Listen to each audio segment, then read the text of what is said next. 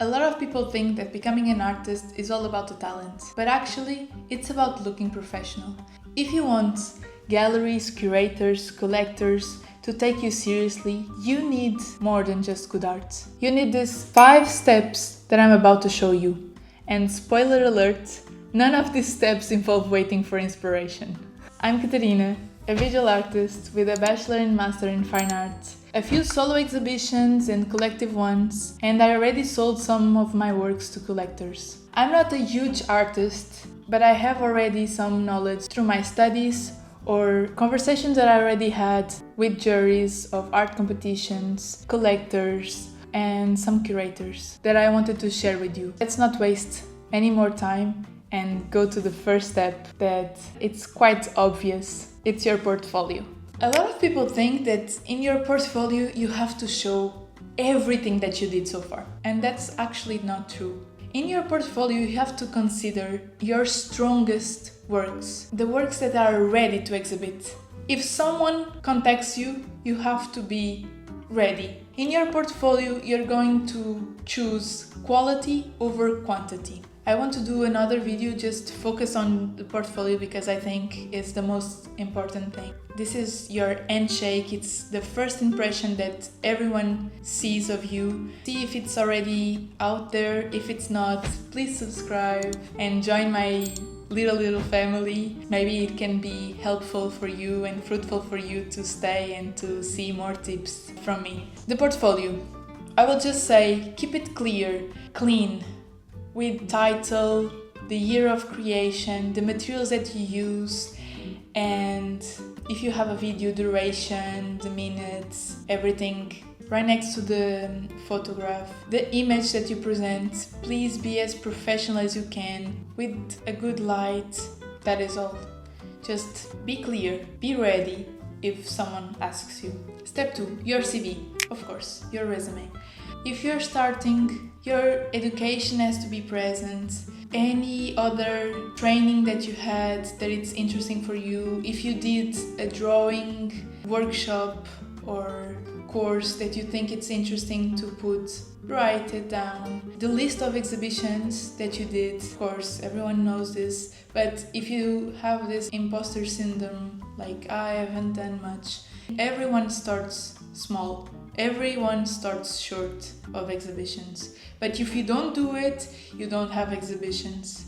If you don't put it, you don't have more exhibitions. And if you don't have more exhibitions, you don't put it. It's like a snowball. It's best for you to put now the list of exhibitions, even if it's a small quantity.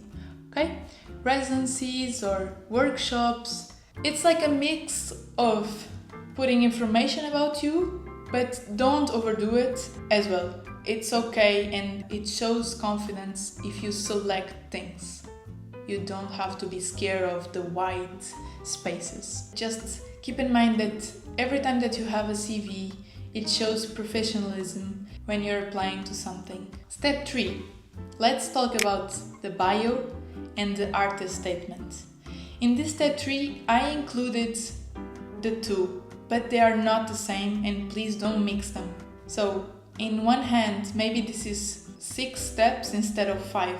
The bio is a bit of your CV in a short text. You write your name, where are you from, where you're based, your education, your training, workshops, your achievements like exhibitions or residencies or grants that you already have, awards, and then you introduce the type of work that you do, like the medium and the subject. And this is all. You just introduce your work, the concept and the medium, but you don't extend the lens of creation, the lens of your artistic practice. It's just a very practical, formal text. Now, in the other hand, the artist statement. In this, you explore your art, the themes, the concepts that you want to talk about, the ideas, the questions that your art explores. And then you talk a bit about the medium that you use, painting, sculpture, drawing, and why you use this medium, your process, the methods if relevant, like if the idea comes first, or if you're thinking about this material and then the idea comes from the experience of working with this material.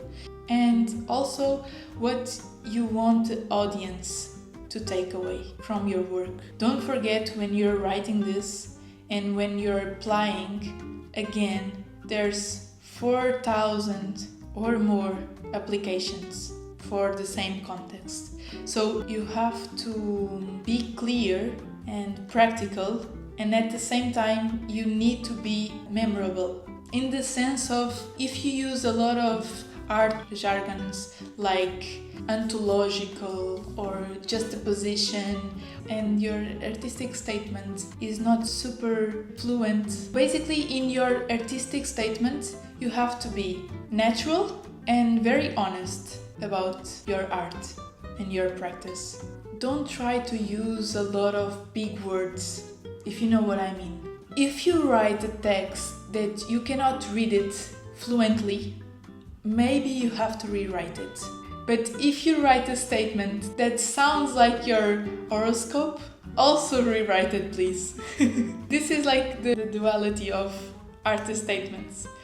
Don't be too emotional, but don't be super formal that you don't even understand and that it's not accessible, and then it's not memorable, because in 4,000 applications, if people read your text and don't understand anything, and if your text just seems a bit complicated to understand, people are not getting it and they are not getting to know your practice, and for that reason maybe you're not going to be chosen. Try to have this pragmatic view about your artist statement and write specifically about your work and about you and what interests you, so that people can avoid any pretentious text. This is not going to get you anywhere. In my bachelor, I had this idea that I had to write this with big words to try to look professional, to become part of this elite thing. But the truth is, after my master and after talking about this to, for instance, a professor that was a jury in the Swiss Art Awards, and he said we had to view thousands of applications and we had to be so quickly to do this, and people that were accessible with the text and were specific were more likely to get in. So try to think about this. Try to talk about a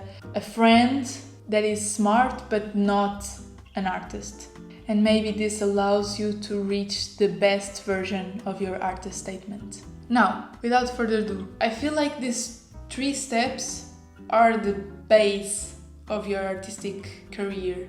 Without these 3 or maybe 4, if we divide the bio and the artist statement, as we should, it's not the same. I hope you had understand from everything that I explained already. This is the basic 3. Without this, unlikely to be successful as a professional artist. Let's add the 4th step, that it's going to improve and elevate your professionalism. And this is your website.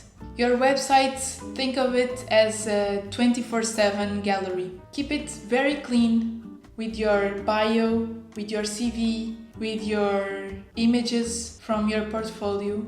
I would advise you to search artist websites to see what you want. There are plenty of options. If you don't have a lot of time right now, just keep it simple, like the titles of your works. You click and you have the images and you have the title, year of creation, and materials used. Everything like you would have in your portfolio. Simple, clean layout, work, bio, contact. It's very important. Please leave your contact. You have platforms that are not that expensive. If you don't have a lot of money, you have free ones. So there's no excuse right now in this century for you to not have a website available online. If someone Googles you or search your name and it finds your Instagram, it's like, okay. On the other hand, search for your name and the first page is your website, you look like a professional artist. Last but not least, we have the professional email. The professional email is like the finishing touch. It's like the cherry on top of the cake, you know? If you see hello@catarinasampaio-teixeira.com, you look more invested and more advanced in your career than catarinasampaio-teixeira@gmail.com. You know what I'm saying? So there's a lot of domain-based emails you can search. Try to search a bit about this. There's a lot of options and you can just buy your domain and have it. You have to pay a bit, but I feel like it's the perfection, the detail that you don't want to miss as a professional artist, that will take you and elevate your career, and it tells people you're serious about your practice, basically. Thank you so much for watching this video. I hope you think that you're one step closer to be a professional artist now. So please invest in your portfolio, in your CV, website, bio and artist statement, and don't forget the professional email. I hope you enjoy it. Please let me know if you did. See you on the next one.